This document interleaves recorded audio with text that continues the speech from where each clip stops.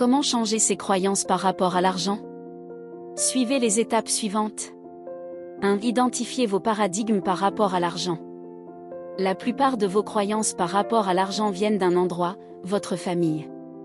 Nous avons tous hérité des croyances de nos familles respectives, car ce sont d'elles que nous avons appris le plus de choses sur l'argent. Alors, commencez à penser à votre enfance. Imaginez-vous en train de suivre le film de vos parents en train de gérer l'argent, les factures, les finances et même le travail. Remarquez les sentiments de vos parents quand ils gèrent leur argent, et les types de paroles qu'ils ont tendance à dire en rapport avec l'argent. Quels sont leurs sentiments et émotions? L'anxiété, la peur, les frustrations, les querelles? Avez-vous vécu un grand traumatisme autour de l'argent durant votre enfance, par exemple un divorce, un décès, une perte d'emploi d'un de vos parents, ou des querelles régulières? Si vous êtes comme la plupart des gens, il est évident que vous ayez connu des situations plus ou moins similaires. Des parents qui vous disent « On ne peut pas tout avoir, penses-tu que l'argent pousse sur les arbres, tu ne sais pas que les temps sont durs ?» Toutes ces choses ont concouru à développer vos croyances par rapport à l'argent. Ce qui fait que même si vous le voulez consciemment, votre subconscient sabote vos efforts parce qu'il considère l'argent comme une mauvaise chose. En vous posant les questions ci-dessus, en questionnant vos paradigmes sur l'argent, vous pourrez avoir une idée claire de la façon dont votre cerveau a été programmé en termes de croyances limitantes et des réactions émotionnelles par rapport à l'argent. 2. Faites un diagnostic personnel de vos traumatismes financiers et travaillez sur eux.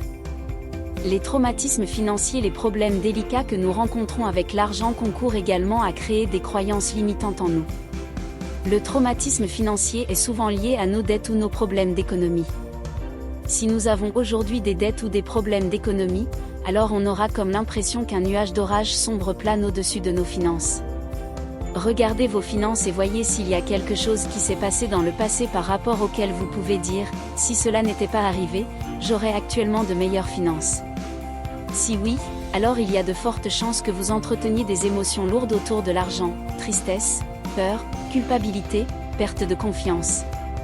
Tant que vous ne vous débarrasserez pas de ces émotions, il vous sera très difficile de trouver l'indépendance ou la liberté financière. Pourquoi? Parce qu'on ne peut pas mettre en place une bonne stratégie de réduction de dette ou de la croissance de sa fortune personnelle quand on a un traumatisme financier. La clé, c'est de guérir votre relation à l'argent. Vous avez fait des erreurs dans le passé? C'est ok. N'en faites pas un problème, car ces erreurs vous ont permis de savoir ce qu'il ne faut plus refaire, n'est-ce pas? Faites ce petit exercice pour débusquer votre traumatisme financier. Complétez les phrases suivantes. 1. Je ne suis pas libre financièrement parce que. 2. J'aimerais avoir beaucoup d'argent, mais. Écrivez le maximum de réponses possibles. Vous serez surpris de voir que votre subconscient vous cache des tonnes de croyances limitantes.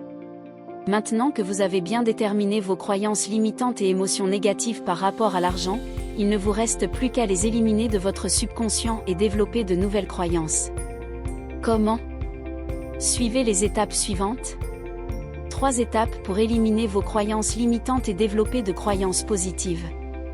Lorsque vous changez la façon dont vous regardez les choses que vous regardez changent. Étape 1. Soyez conscient de vos croyances limitantes. La première étape est de prendre conscience de vos croyances limitantes. Parce que vous ne pouvez pas changer quelque chose dont vous ignorez l'existence. Si vous aviez fait les exercices précédents, alors vous avez maintenant une idée claire de vos croyances limitantes.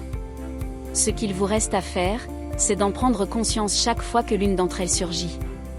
En d'autres mots, chaque fois que vous pensez, intérieurement, ou parlez à haute voix d'une façon à renforcer une croyance négative, prenez en conscience, et bloquez-vous. Par exemple, si vous vous surprenez en train de dire ou pensez que « l'argent est sale » ou « il est difficile de gagner de l'argent », arrêtez-vous immédiatement. Et dites-vous que ce n'est pas le cas. Étape 2, punissez-vous. Lorsque vous vous surprenez en train de développer ou de renforcer une croyance limitante, punissez-vous. Vous pouvez par exemple vous gifler, ou tout simplement crier. L'objectif est de faire quelque chose qui crée un déclic et vous rappelle à l'ordre. Exemple, je me surprends en train de dire « les riches sont malhonnêtes ». Je me donne une baffe puis j'enchaîne avec une affirmation positive. Étape 3, utilisez les affirmations positives pour renforcer vos croyances positives. Les affirmations positives sont un excellent moyen pour développer des croyances positives. Plus vous les affirmez, plus votre